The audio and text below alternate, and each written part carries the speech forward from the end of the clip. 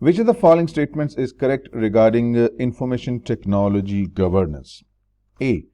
Primary goal of IT governance is to align with organizational objectives. Absolutely correct statement.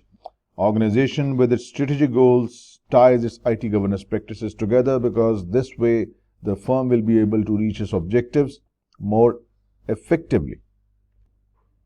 IT governance is an appropriate issue for organizations at the level of board of directors. This is wrong. IT governance affects every dimension of the organization, not just board of directors. Affects everybody. Executive management, senior level management, mid-level management, IT steering committee, different departments, functions. Wrong. IT goals should be independent of strategic goals. This is wrong.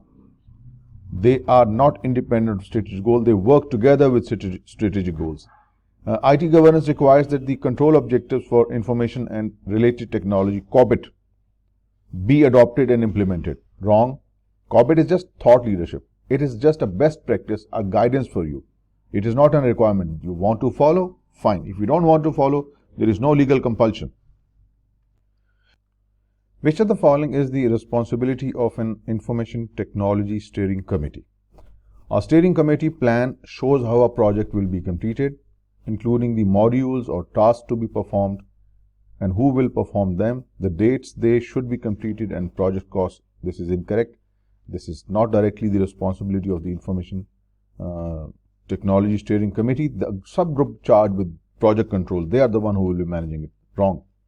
A steering committee must develop clear specification before third parties bid on project. Clear specification must be developed, including exact descriptions, definitions of the system, explicit deadlines, and precise acceptance criteria. This is again incorrect. Development of specifications and acceptance criteria is the responsibility of the group, that specific group charged with the post-implementation review. Wrong. C. A steering committee should be formed to guide and oversee system development. This is exactly the right role of information technology steering committee. Guide and oversee rather than go for detailed specifications. Wrong. D. Steering committee must assess the operations of IT using system performance measurements. Common measurements include throughput, output per unit, how much time does it take to produce one unit, utilization, percentage of time that system is being productively used, and response time, how long it takes the system to respond. Well, how well the IT systems are working, evaluating of IT performance using system performance measurements is the responsibility of the managers involved in IT operations. It is not the direct responsibility of the Information Technology Steering Committee.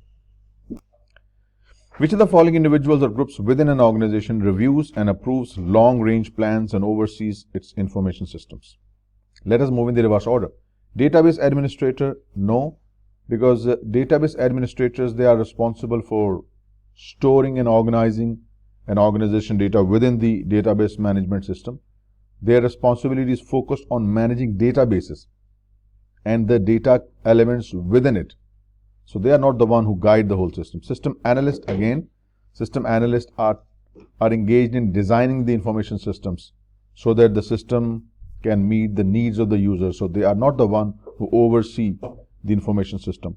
Project development team, again incorrect. Project development team, they are just responsible for some specific aspects of the project. They are responsible for project planning, project design, change management. So they don't have the role to oversee the information system. This is steering committee. This is the job of steering committee. System steering committee is responsible for guidance, for oversight of information system. During the risk assessment process, information resources are categorized by the day-to-day operations of an organization. If the organization could work around the loss of an information resource for days or perhaps weeks, but eventual restoration of the resource must occur at some point in time. This would imply that the information resource should be categorized as which of these? Let me explain all these one by one. High impact. An information resource would be categorized as high impact if the organization cannot work without the information resource, without the information system, for even a very short period of time. We call it high impact. But as you can see, the organization can work around the loss maybe for weeks or maybe for days. So this is clearly not high impact. Then it has to be medium impact, because an information resource would be categorized as medium impact if the firm can work around for its loss in the short term, and recovery eventually is required. Recovery is necessary for long-term operations. So this clearly is the situation we see right here. When we say low impact means the information resources would be categorized as low impact if the organization could operate without the information. Maafi, no need of information for an extended period of time. So this is not the case here.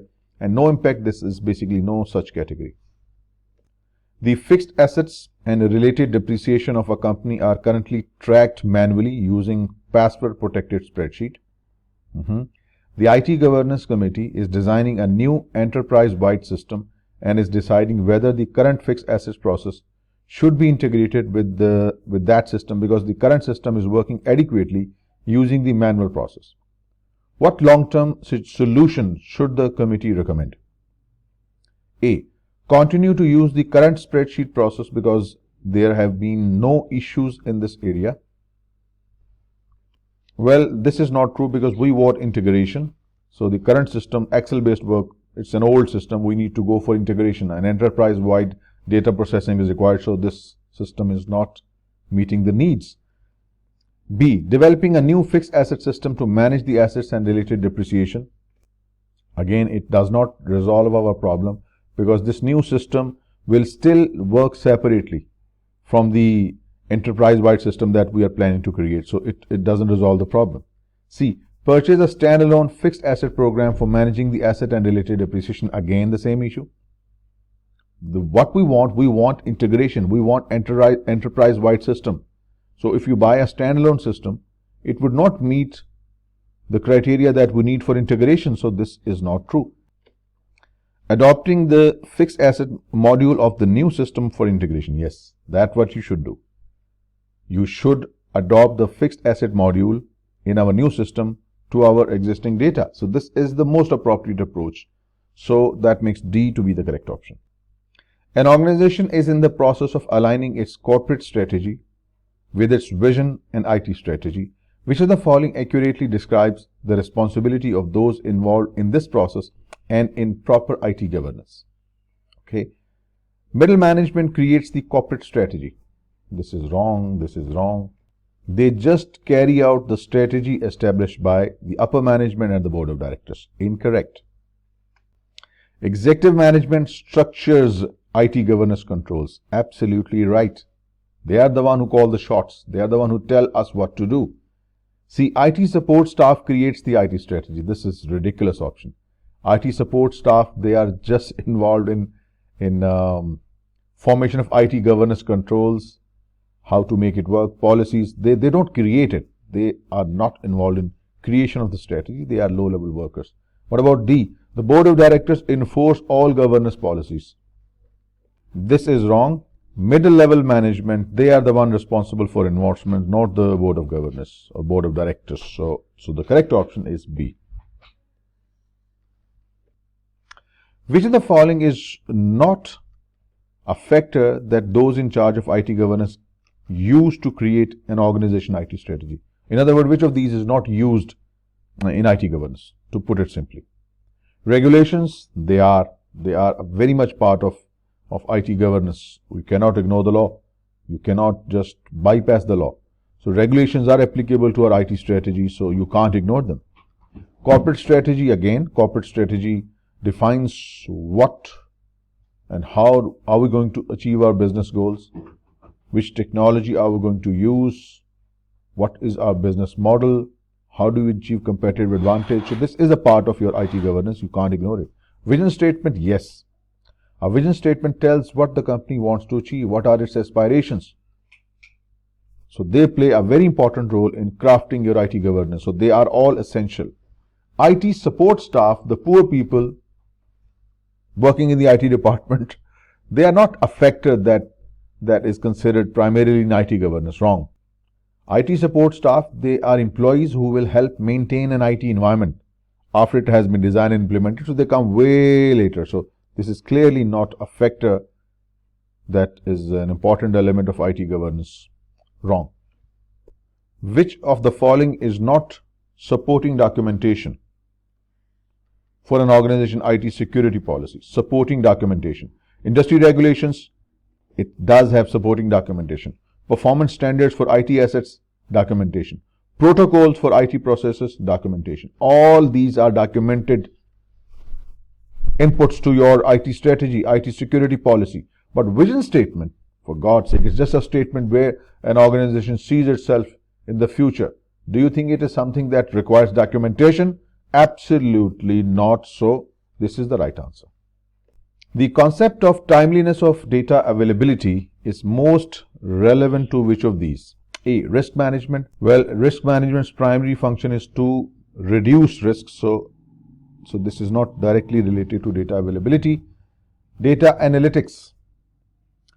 Data analytics, it focuses on manipulation of large volume of data from which we can get some insights, some correlations, some associations.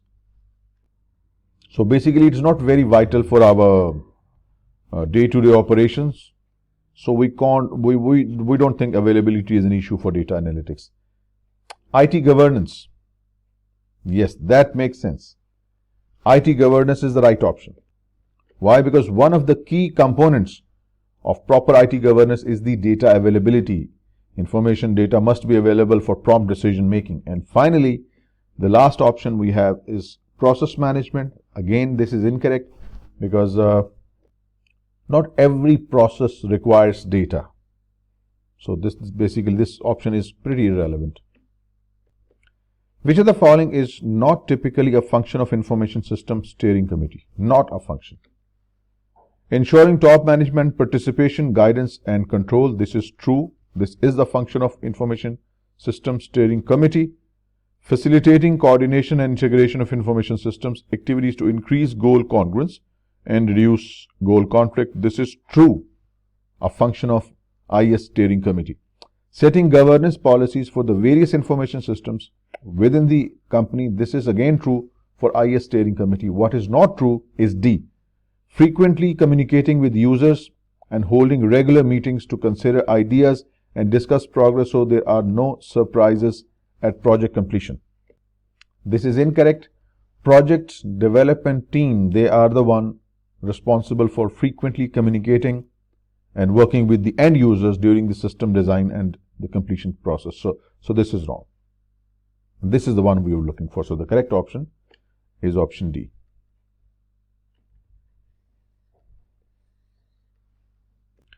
An internet service provider's vision is to provide reliable and consistent network connectivity for all customers. Part of its corporate strategy for achieving that is heavily reliant on all of the following except all IT personnel on the company payroll. Yes, we have our own staff, our own team for managing our system. So this is true. This will ensure reliable and consistent network connectivity. A physical network of our own will ensure a reliable and consistent network connectivity.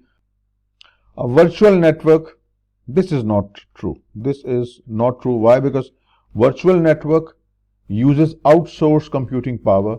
So this is not an ideal situation. We want reliable and consistent network connectivity. For that, we need to have things in our control. Quick disaster recovery speed, so that if there is any problem, we are quickly on our feet to provide reliable and consistent network connectivity. So A, B, D are true, C is not, hence this is the right answer. Transaction processing with geographically separate remote computers, systems are scattered, that contribute to processing a block of transaction, thus reducing the processing burden on a single computer or computer is called. You have different distinct locations where the data is located, needs processing, right? Transaction processing with geographically separate remote computers that contribute to processing a block of transactions. Together they process the information. Is it centralized computing? No. Centralized computing would involve a central computer that processes data of these distinct terminals. This is not so. Remember, centralized processing environment maintain all the data and performs all data processing at central location, right? So processing in this case is not performed at remote location, so this is wrong. B, online real-time processing. That means the data is processed as soon as it is entered, so this is not what we are seeing in this situation. Online analytical processing, this is incorrect also, because what happens in online analytical processing, users will extract data from the system and they will perform some analysis, some regression analysis, some data analytics, some statistical tools. So this is not what we are looking for here. Decentralized distributed processing. Here the processing is taking place at different distinct locations in this geographically remote areas. This is true. This is exactly what the question is all about. After reviewing an insurance organization's end users policy for IT systems, an internal auditor audits the company's actuarial department, the department responsible for computations for premium on different accounts, and notices that some minimum control requirements are missing. Minimum control requirements are missing. Which of the following is a risk of using potentially incorrect files manipulated by end users in that department? What is the risk of using potentially incorrect files manipulated by the end users in that department? Let us see these one by one. Let us move in the reverse order. Management continues to incur additional cost because it takes more time to do the tasks complying with end user policies. Wrong. You have to follow. There is a non-compliance risk if you don't. So you have to follow the end user policies in order to comply. This is not the right option. Management is unable to respond to competitive pressures quickly. This is again incorrect, because if the data is bad, the quality of decision making may be compromised though. So this is the main issue. The quality of decision making may be compromised by bad data, but it doesn't affect whether the decision is made quickly or is taken late. Management receives limited information for decision making due to lack of flexibility in end user files.